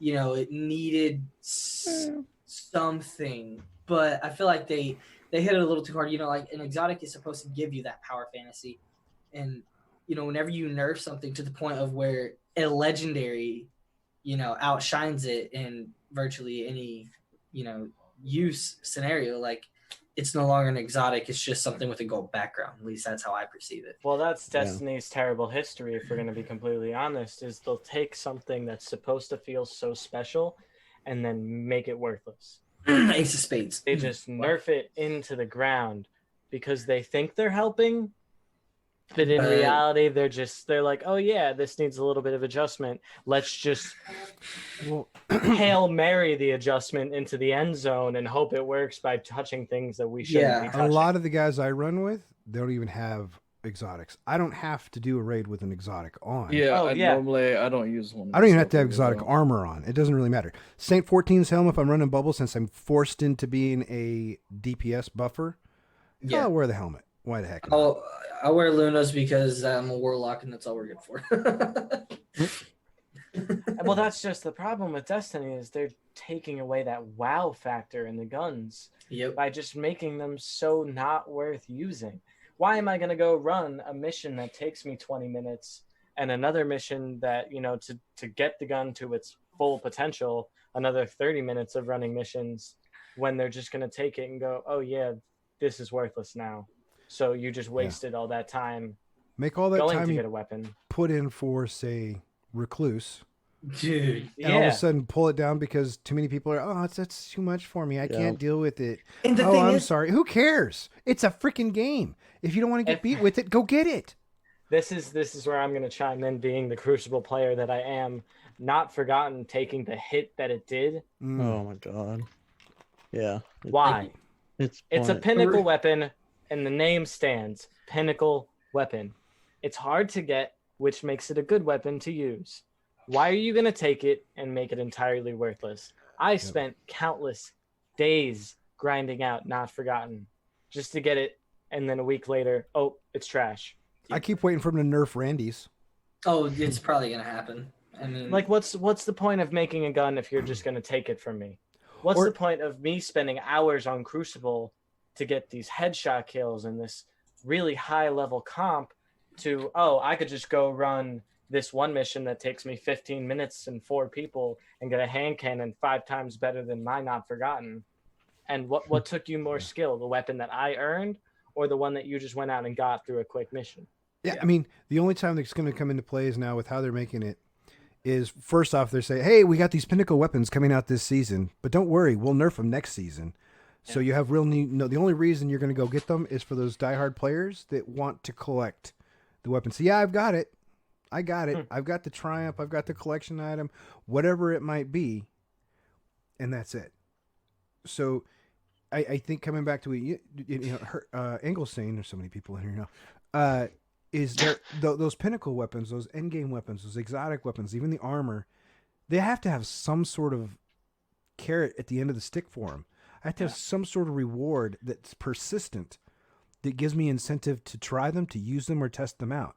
Unlike coming back to Division 2, where I can pick up a dozen different armor pieces, a dozen different guns, and I can spend days trying to figure out how to pair them up and make the perks off of work for one and this, and then I can drop mods in on them that do even more to give me a little bit more play style, and it's something that's more customized to me. And both Peaks and Bobby are making a valid point about this. We have our pinnacles. What about our useless pinnacles now? Komodo. One of those prime candidates being Komodo. Like, you're going to take away Angle, you're going to these go get that for S-tier me this week, weapons. by the way. But you're going to sit here, make these S-tier weapons, nerf them into the ground, then go, okay, we're going to change our entire system and make these D-tier weapons. And, like, maybe 1 or 2 of them will be good throughout a season. Like what? This season we had Python or not this season, but we had Python and Randy's. Yep. Python, maybe it was okay. It really only has its place in like 1 or 2 scenarios. Mm-hmm. But then you got Randy's that's just Python- pretty solid. Python's this season. Yeah. Python was this season? Yeah, it's Yeah, Python it was this Buzzard. one. Yeah, Python Buzzard and Komodo. Komodo. Yeah. Yeah. So realistically, you had Buzzard. Yeah. Which is the all-around good one. And that, took me 10 minutes to do? Yeah, roughly. Where's the pinnacle factor? Yeah. And where's the, wow factor to it? Last season, I remember Randy's. Yeah, Randy's is the only one. I don't remember the rest of them. You go back to things like when Exit Strategy. When Escalation Protocol came out, all those guns were awesome. And then decided, hey, there's too many people complaining about the shotgun. Let's nerf the shotgun. Yeah. So, oh my god. So guys, I do like the conversation, but it's definitely getting more into that like cyclicality of what we've seen with the nerfs, right? Like, Yep. Yeah. I think like a topic, right, that we're discussing here is more like how Bungie exposes these nerfs, or even the fact that they happen, right? So I think like the idea, like what I want to ask too is like, how do you think these changes are going to sit in a month, right? Say we get positive updates in the next TWAB. We get some previews of the kind of story content that's coming out, right? Bungie does this. They put out their nerfs and they kind of build it back up. So how do you see these fitting in a month and a half when we have new content, we have a new season? Well, the sad part about Destiny is they have a terrible history of doing one thing. They'll take these massive nerfs that, throw people off the wall, get everybody mad, get everybody heated, but then they stick with them. Yep. For far too long. And then it's like, yeah, in a couple of months, maybe we'll get a new TWAB with positive feedback, but it's only going to minorly adjust the mess up that they created in the original part. So they kind of clean up their own mess, but they still leave some stuff out. They don't truthfully fix what they should have fixed in the first And place. what I have to add to that is, I bring it up all the time. I've stuck with Destiny 2 through Osiris, through Warmind, through, frankly, I mean, yeah, we got some cool stuff out of Season of the Drifter, but that was a boring season. You can I only stopped do so much playing Gambit then. Prime. Season of Gambit. Yeah, Season of Gambit. Like, there's only so much Gambit and so much reckoning that you can do. Yeah. Before you just want to rip all of your hair out. But Yeah. I've stuck with it for so long, and now it's like, Now sorry, I'm reading Yeah. chat too. I like So Pig's comment. what did he say? He says, my last viewpoint on nerfs, don't come back 2 weeks later and fix them because people like Glad Dado or I never say that guy's name right. Error complain and complain. I get it. Yeah. You like, I mean, if you're gonna say it, you're gonna have to stick to it now. yeah, I mean, Yeah. my biggest problem with all the nerfs, it's a freaking savage cycle that they get into. And I'm not going to say that they're the only ones that do it, but we were talking earlier is the fact that, okay, the artifact this season was definitely subpar compared to last year or the last season. And because of how it came out, it essentially made machine guns, auto rifles useless. Useless. Yep. There's no Entirely. anti-barrier, no unstoppable rounds on them. So then, okay, I can't use my machine gun. Xenophage, there's no critical hit spot on it. I'm going to toss that one out, even though it's really fun to use with a heavy machine gun build I'm on gonna a advocate Titan. for Xeno while we're there. I love Xeno. Don't get me wrong. I'm rocking Xeno right now on my Titan with the armament chest piece that reloads it. Yeah.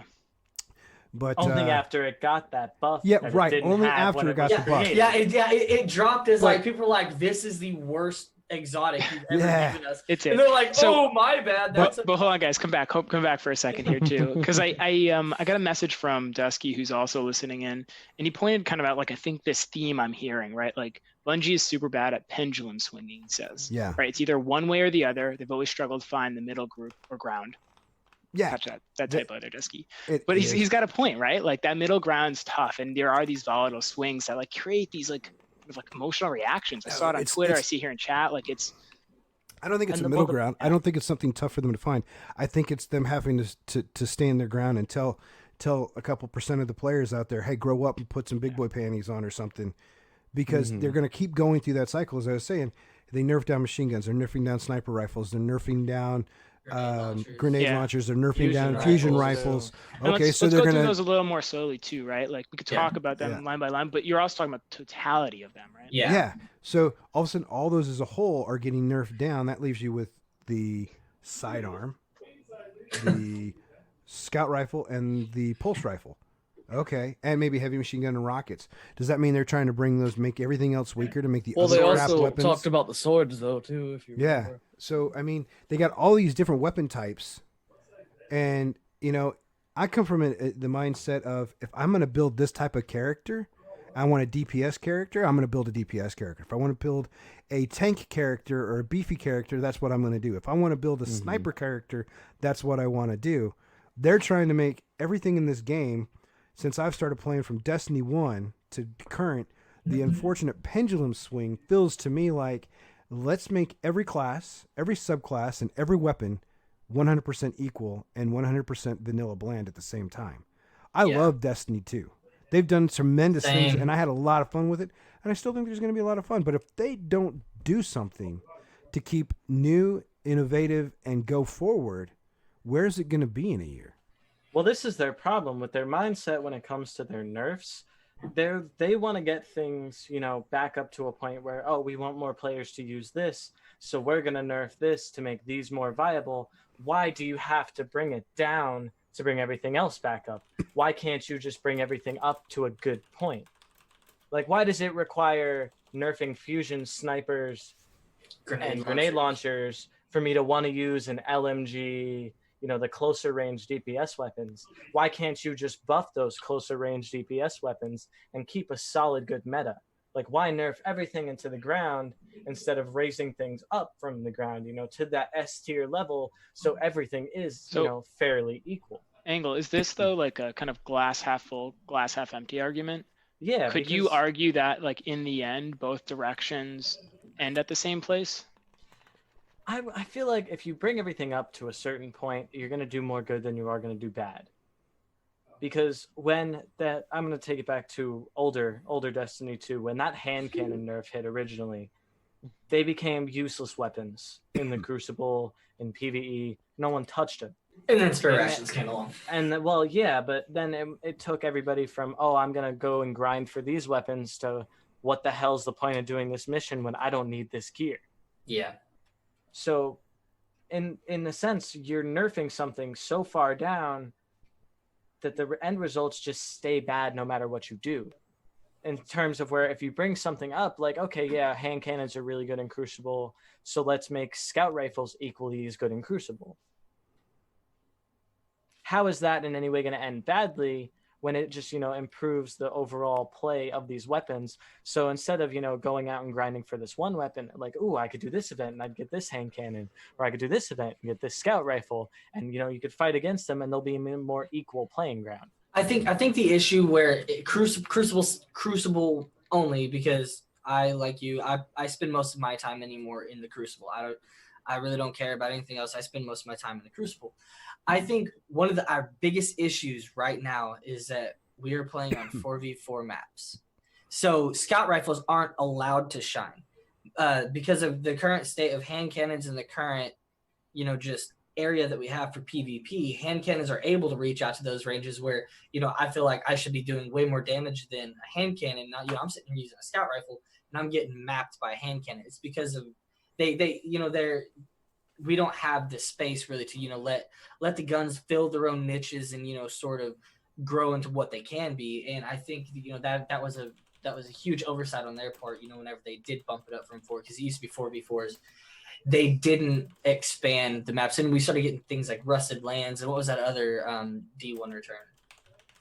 Whatever. But yeah, I think we could have a more solid rounded meta if they would expand for Crucible the sizes of the maps. But that's definitely a main problem with Destiny. I feel like if they're going to start nerfing everything, they really need to start looking at their map content, because not only do you have that close range map where my hand can shine and your scout rifles don't, but you also have that problem where there's that 1 or 2 map that just keeps replaying where your scout rifle does way better than everything else because it's just so long range for so little people.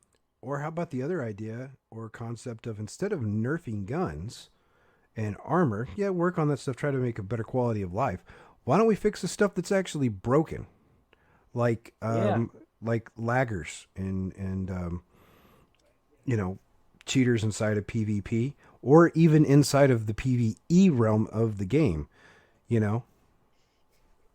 maybe focus on that stuff, because I don't go into PvP not because I just suck at it, but I don't like going to PvP because I can guarantee 2 out of 3 matches I'm going to have at least one cheater in there with an auto aim bot on there, or some lagging router or something that's just going to cause me to instant death. I mean, I think it was Unit posted a couple of videos. We were in a match one time. It was dead on. The guy was cheating. He was all over the map, lagging everywhere. He'd teleport. Yeah. Punch kill us. I mean, if I have to log into the game and the topic of conversation is the bets that are going to be how many players I have to report for cheating during the course of my PvP matches today, that tells me I don't have a problem with the guns. I don't even have a problem with the play. I have a problem with the fact that they haven't done anything to fix the mechanics that are broken or address the concerns I have about their inability to track players' quality. Now, I get not everyone has the same internet connectivity. Not everybody has the same latency. Not everybody has the same video cards and all that other stuff. But there are technologies out there that will let you look for certain types of behavior and implement a prevention against that.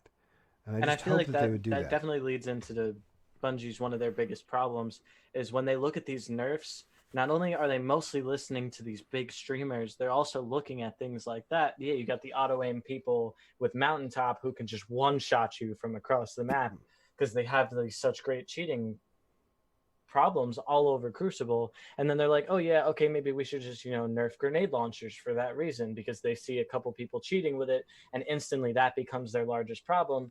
When over the season, I rarely saw any grenade launcher issues. I got killed by people glitching into me, teleporting in and punching Hey, me. well, since you brought up grenade launchers, there was we are getting a change to them in the 12 as well. Yeah, because that's a big issue there. Why nerf something that didn't get playtime? By the way, I don't need help killing myself with a grenade launcher. Yes, but it's still the massive amounts of damage that grenade launchers actually do, the aggressive ones specifically. But And then also again, the statement stands. Why is that a problem? Why not make something else the same amount of damage? But see, if you keep upping everything, Or give me the Power ability creep. to build Yeah. my armor to be resistant I mean, to certain things. If That's I'm it. going to go, eventually you're going to run out. yeah. You know? Or let me build my armor set. Say, okay, I'm going to be resistant to this type of DPS. I mean, sniper rifle damage, I'm going to have to harden against headshots or something. Shrapnel damage from, like, say, a grenade launcher, Spike grenades, different yeah. something. Rocket launchers, different type of build. I can't be a one and all tank to it all. And they can build into their armor system if they ever get around to working on their armor instead of nerfing weapons. That would be to say- leaning more into the RPG element, which I would love, which they keep talking about. I would love it. I would love it. The thing with, sorry to go off on grenade launchers for a moment. The only one that I could see could be the nails sticking up in a PvP, because again I'm PvP minded, would be mountaintop. But again, we go back to it being a pinnacle, so leave it alone. But Exactly, like yeah. in you know, in the PvE side of things, yes, you know, you get that swarm of the Raven with spike grenades or love and death with full court. You know, you can put on ridiculous amounts of DPS on a boss. And yes, I think there should be an adjustment to it, but not, I'm gonna get verbatim. You know, reduce their damage, you know, by 0.8 times, whatever. But now they have increased reserve. So it's, you know, it's just, you know, I don't know. Maybe I'm not a game dev, or I'm not a game dev, but maybe I don't have a game dev mind, and I don't see where they get these arbitrary numbers where, you know, scrolling Yeah, up like, that just doesn't seem like the stats that they should be messing with. yeah, like, you know, scrolling up just a little bit, not trying to backtrack too far, but with sniper rifles, you know, they buffed us in Shadowkeep 20%, and now they're like, you know what, that kind of, we didn't really like that. Bye to the 20%. It's like, okay, let's kind of talk about this a little bit, because I don't know about you, the only sniper rifle I've ever seen, two sniper rifles, I'll take it back since Whisper got nerfed. Two rifles I've seen for any sort of PvE, you know, end game activity is Darcy or Izzy's with the catalyst, because you can get Izzy's without the catalyst, kind of pointless. So Izzy's with the catalyst and Darcy. It's not like people are out here with the beloved. You're like, oh man, you know, in LFG groups, you got to have this beloved. That's not the thing. So they're wholesale slashing entire archetypes because of a couple outliers. And that's where I get the problem, you know, especially with grenade launchers. You got a couple outliers that are so, you know, that are crazy. So adjust those. Don't adjust the entire archetype, because, you know, not everything can roll the same. Was it the whole archetype for grenade launchers? Because I know that, like, in the totality of all these, that's bad. But like I don't know. Like, part of me is like kind of bored with like looking at a grenade launcher, and if it has spike grenades, I may keep it. It's not going to replace Wendigo or Swarm of the Raven, and then I get rid of it. So like I don't know. Like, that archetype felt stale in a way for me too. But separate from that, like, the grenade launcher like change, it looks like it was just aggressive frames. Did they know or change anything to like all of the grenade launchers, or is it just this particular like subset of the damage to major enemies and above by power weapon grenade launchers reduced by 10%? So it is a 10%. flat 10% across all power weapon grenade launchers, which again, you're only talking about one archetype. And even in that archetype, you're only talking about a couple, because not all aggressive frames could roll with full court. Okay, so my thought on this one is they're nerfing the crap out of all the heavy hitters. Yeah. They want you to spend for freaking ever plinking away at a mob. That's what it sounds like to me. And I feel like there's a big issue there, because I feel like what they're going to try and do is do that so that makes their content last longer. But in a retrospect, doesn't that play the extreme devil's advocate to why do I want to do something that takes me 2 hours when it used to take me 40? Yeah, or like the 40 fact minutes that and the 2 hour difference is massive. I'm supposed to be playing this all-powerful Guardian. Mm-hmm. Who's tickling a boss with his grenade launcher? Yeah, that shoots grenades. Yeah. It just look, tickles him. I can't one hit or punch, single hit kill a freaking pawn mob or a hive thing on the moon. Is that what's eventually going to happen? Is it going to have to hit me hitting a mob 5 or 6 times with my charged special ability? Yeah. My charged punch, you know? And then it's going to take you 45 minutes to an hour to do one small Sorrow's Harbor event. Mm-hmm. And you're Yeah. not even going to be having that much fun because you're going to be sitting here laying into all Yeah, of your special gonna ammo be- into a boss and your heavy ammo Essentially, into a more boss. bullet sponges once again. Yeah. Exactly. And So- where's the fun in that? It does it. It turns into tedious Wait. and aggravating. Exactly. And then the even bigger issue is Destiny before Shadowkeep had that massive drop in player base. Yep. And then Because Shadowkeep drops, they bring us all this good stuff. Player Yeah. base rises, and then they're going to make everything a bullet sponge again. What happens to that player base? it's Where gonna is it? drop. Everybody's going to leave. No one's going to want to play it again. And why does that look good on their end in the long run? Why is that their thought process? Like, oh, this seems like a good idea. This is definitely going to keep people playing. Like, none of us now, with the nerfs coming, are going to want to do Garden of Salvation. Nope. The raid No. came out, what, a couple of months ago? Yeah. I got all I need from it. It's still Yeah. new content, basically, and no one's going to want to do it because it's We going to couldn't take get us anyone to do it hours the on other end. day. I know Unit tried getting somebody to put together a rate. Was it last Sunday or the weekend before? I And was gonna nobody share with would- some people. Yeah, no one was interested. We've got everything we need out of it. What's the point in going in? There's Yeah, no the one person who incentive was to go in. interested just Because yeah, in a way, they're just on. making everybody lose that wow And factor. here's the thing: Like- what's my incentive to go do the other raids that were previous seasons, other If than to it's a drop collect pinnacle or another, except to get a triumph yeah. or to get a weapon that I'm missing? Yeah. That's I mean, there- basically it at this point. It's just collection badges. There's and no stickers. fun in half Yeah. of them. I I mean, mean, we have also played this game for like hundreds of hours too, guys. Just as perspective, right? Yeah, but- Sorry. yes, The fun, but the, at the same thing time, is, it's you know, they want a game that's sustainable. They want to have that player base stick around. They Yeah. want that community to continue to grow. I have concerns about. I mean, I love them to death. This is not. I think where the game is pre-TWAB. Yes, it's a little bit of a content drought. We get that. Pre-TWAB, it's not so bad. I would like to see things that need to be fixed or addressed. Like, hey, forget about fixing all this crap that you guys want to go fix. Why don't you go look at rocket launchers and make them worthwhile? Yeah. Or- exactly. Don't touch Last Word and nerf that Yeah. into the ground. Buff our rocket launchers that you gave us so many new ones, But Yeah. I mean, Yeah. and they're just So- completely unusable. we're talking So- about sustainability and we're looking at the future and we're trying to talk about that. I have concerns like for Guardian Con coming up, looking at their roster of guests that they have coming, these big streamers that used to love going to Guardian Con, where are they? Yeah, don't but see 'em trials, registered. man, come on. They're Oh. gonna bring people in and do a live stream with like Fallout Play shoutcasting or something like that, and then the PvP community is gonna like bring it back, and that's a great Guardian Con thing, right? They set up trials at the event. I don't know, they could hype that.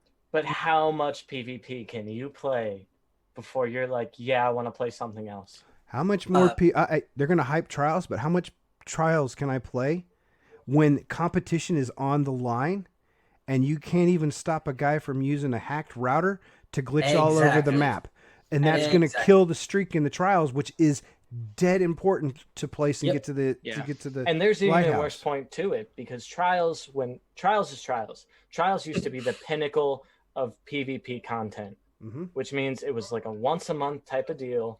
It was difficult. Yes, It was peaks. hard to play against, and you It know, made Destiny. It Yeah, made Destiny. and people waited forever to play it. People got ready to play it. You're spending days in Crucible preparing for it. If this is going to become your focal point, how much of it are you going to drill into us before we're like, well, this isn't special anymore? Peaks 100%. Iron So- Banner, speaking of that, used to be the same way. Iron Banner to me in D1 used to be fun.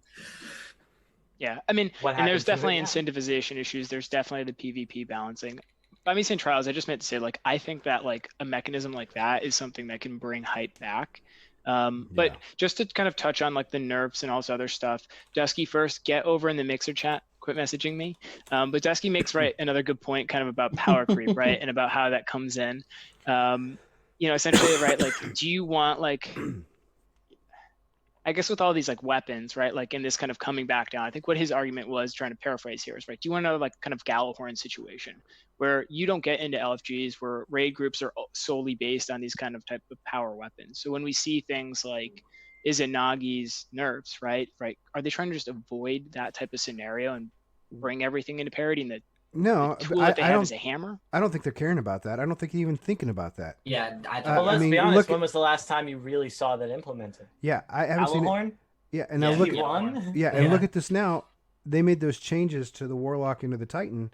I'm not complaining. I got my bubble back. But now if I'm in a raid, I got I my bubble have to back. run freaking bubble with Saint's Helm because I need to do the damage buff. I am now pinnacled in, or I'm Yeah. pigeonholed into Pigeonholed, yeah. Sentinel. I have Same to with play me. Sentinel. I'm a warlock. I have to run Lunas with the I have to. Like that's the only so I mean I think they are focusing like what peaks I like dude, slow clap. Hashtag nerf hackers not guns. Like Yeah.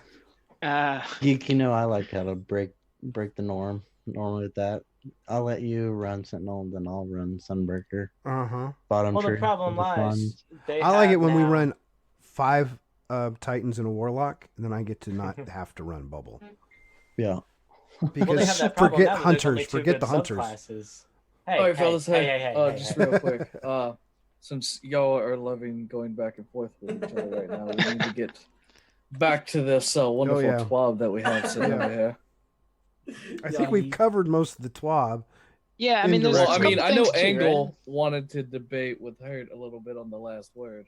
let's So, I mean, because I know one is go! a fan. And The friendships others were come on lost the on this fence. podcast. Oh, man. Day So- one, let's go. I know y'all really have been wanting to talk about this. Y'all been talking about it for like since the 12 was up. Yeah. So you might as well both go ahead and Being go the at it a person little that I bit. am, Hurt, I'll let you, the pro side of last word, start this one off. Here, hold my beer and watch Get this. good. That's all I gotta say. Learn how to fight it. You can't beat last word. Guess what? Create space. Shoot me in the head. That's all I gotta say. All right, I'll play my devil's advocate. Use something that's not easy to use.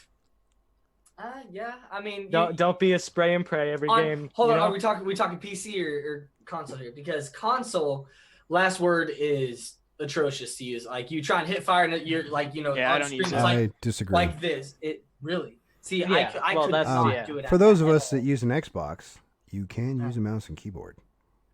This is true. Geek has a point. You can now use Yeah. mouse and keyboard on Xbox. Okay. Yo, that's straight up not even cool. But You can thank Razer for that issue. like that is not even that is not. Yo, I Shit. may go back to Xbox and clap these fools. But you know, I mean, if I did find Wait, out, like, Any mouse and keyboard or the one you No, had no, to- no, not any. No. Not any. There's From a select Razer. few. yeah. Well, not just But, okay. Razer.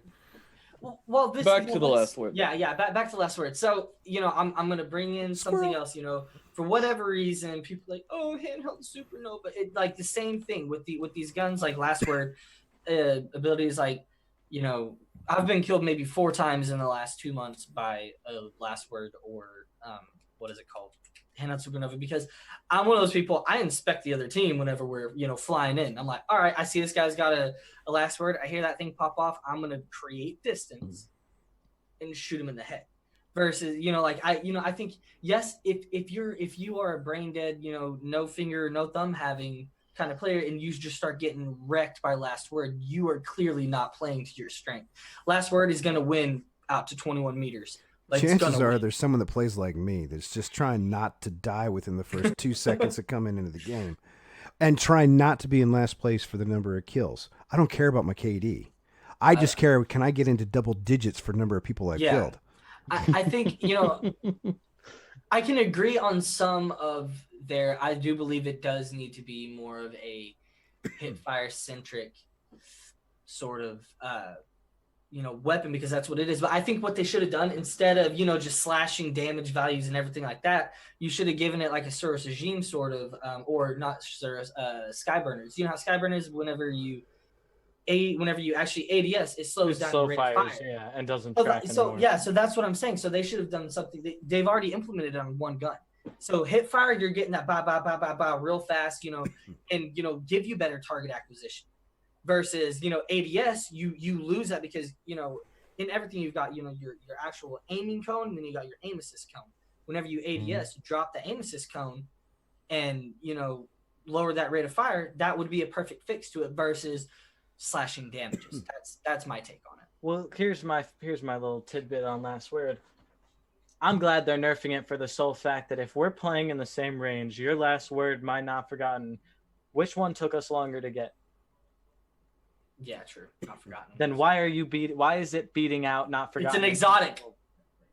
But We which go one back took to that. But which one took longer to get? Which one felt more special to get? Ace of Spades. Word, and look at what they did to my boy. Yeah. That's Just until my boy boy. too. Love Ace of Spades to death. Nerf that one too. That's a different thing. Yeah, we're gonna have to start doing like a bi-weekly podcast, guys. Yeah. And we got a comment here in chat too. Last words Nerf point out. Nerf point Points out. Plain Bucket, you are my hero. Absolutely. Yeah, I mean, I Independently definitely balanced. agree with that. PC and console need to be balanced 100%, independently. They won't do So, it though. They're not going to. definitely. But I mean, that's the way it does need to be without them. I think that's a little easier said than done. yeah. That's for sure. But I think with new games from the ground up, now that cross save and cross play is becoming more of an everyday reality and a go-to, I think that can be built in from the starting ground. Like, if on this console or this platform, use assist. If on this platform, use this algorithm for assist, or this DPS algorithm if on this platform. So I could cross save, I can bounce between Xbox or PC, and my playstyle is going to completely vary because of those differences. But I don't think they have the time or the resources to go back and balance that out as a downside. That's going to be a big one. I mean, it's going to be a tough one, I think, for them to do. I did like that one line on the last word where it said reduced stability for mouse and keyboard input. That kind of is an interesting one in line with that, though, where they're starting to maybe make a change, right? Specific. If they're going to make it Based on so on the console or- PC, I think one of the biggest complaints people have, and you play on a mouse and you play on a PC and you have a mouse and keyboard, there's no recoil. There's all the stability. I don't have to care about that kind of gun or anything like that. I'm just going to put my mouse on it. I'm going to aim and fire. I can correct quickly with my mouse, and I'm good to go. You're going to have to get to the point where people want more realism inside of that. You're going to have to do something to bring some sort of differentials to those games or to those weapons or those actions that makes it feel more realistic. Because right now, mouse, keyboard, I'm a robot. On a console, Yeah. I'm juggling the crap around. Yeah. Watch the big streamers, man. I mean, the guys that seem to have more fun are the guys that are still using a console controller, even if on the PC. Who is that? Like TV and TV, Asterox, does Fallout. it. Angle. I love this. Mesa loves his scuffs, man. Yeah. You know, the only time you see me on a raid, go to my mouse and keyboard, and this proves my point, is we're on the GOS final boss, and we're using our sniper rifles to kill him. I'm instantly going to my keyboard and my mouse to get the honed edge, to get the shot into the crit spot on the guy, because I can hit it 99% of the time. Where if I'm on a controller, I don't have the aim assist, I have the recoil and everything. I instantly go to my mouse. I don't have to worry about it. All right, predictions for Stage 7. Go. Your mama's house. Empyrean Foundation. I feel So like there's the- going to be a lot changing with what's going to come for Stage 7 because a lot in this game is going to change, especially with the PvE content. The moment they start taking the two Titans from their respective ranges, putting them against each other. Yeah, I don't Osiris versus Rasputin. No. I don't necessarily think that the Empyrean Stage 7 is going to be Lighthouse for Trials. Yeah. I really, yeah. it might. I don't think, I think it's too early for it. I don't think they're 100% ready. I am hoping it kicks off some sort of other quest. Like the Worthy Oh, quest. the worthy thing? Yeah, Yeah, the worthy. the worthy That's quest what I'm line. thinking instead of. I'm hoping that kicks that off. And then we get Trials some point. But don't troll us like they did with the stupid freaking Times of Corridor crap. Bastion. And give us a Bastion weapon, which is I Don't make our weeks of effort worthless. have never. I mean, I don't use that weapon. That was a horribly thought out weapon. I found a really, really tiny niche for it in PvP. That was about it. Yeah. That's Dude, about it was That's hot. all it was. It was hot in PvP for the first 2 days. People figured out how to combat it, and it Back went to stage back 7. into self. Back Stage to 7. Stage 7. Squirrel, Yeah, I mean, squirrel, Any squirrel. other takes? Unit, Doc, anything else you guys want to throw on Stage 7? Thoughts? Doc. Right on. Okay. All right, Stage 7. We're gonna get Trials, Yellowhorn, and Cade back. Yeah, I'm gonna call bull on that one. The heavens would open up if Stage 7 actually fixed those things. Word. Yeah. Do you know what people would lose their mind over if you bring back trials and you know who your point of contact is going to be for it? Heard. Who's the guy that's been sitting outside the city? Oh, freaking Aldrin. Yeah. Yeah. What if he's your point of contact to get into I'm the gonna live clap event? him. Again. Again. I'm If just gonna stage sit 7 there. if Stage 7 is Aldrin as our Hunter Vanguard, I'm gonna own him like I did the first time. And I'm gonna put Ace of Spades right in his face like I did the first time. Yeah, but if he's going to be in a non-combat zone where you can't aim or point your gun, you're just going to be like. Then I'm "Ooh." gonna be doing it a lot in my mind. What they need to make it so if wherever he's at, you need to be able to shoot him. Osiris time. versus Rasputin, go. Yeah. That's Otto, gonna be a Otto, nightmare. you first. What do you got? Repeat that question. Osiris versus Rasputin, go. Who you She got? said. Ooh, I'm kind of with Rasputin. I've been seeing Twitter. It's been like, who do we pick? I'm gonna go Rasputin. I think that there's something altruistic he's looking out for, but it clashes against Osiris. You got to think about it though. It's Rasputin versus Osiris, but Osiris isn't by himself. True. He does have his buddy Saint. Like it's not just him. Ah, And you're taking Hold up now. Saint's Russian, dude. No, comrade, but I thought he's going to pick the Russian over his friend. Depends on who's got more vodka.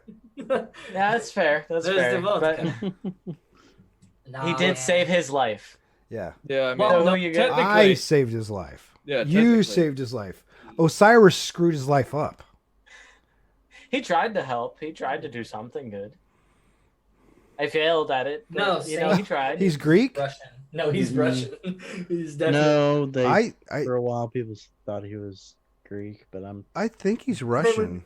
It would be me. Well, he came from We the got Golden Plain Age. Bucket saying he's Greek, German saying he ain't Greek. No, he said No, he's Isn't. definitely Oh, Russian. he is there's Greek, a whole yeah. there's He's a whole asking, lore I guess. concept to it. right there. I'm not sure. Let's Tells Google where it. he came from. Yeah. All right, get somebody get me Bife, but 14 that's where the ass Russian. to cross. Somebody get me Bife. I think it's not going to be Osiris by himself. Yeah. I feel like if Bungie Osiris confirms- goes against him. Okay, Bungie confirms that Saint 14 is technically Russian. technically. But since we don't differentiate our characters for certain cultures, we're just going to leave it at that.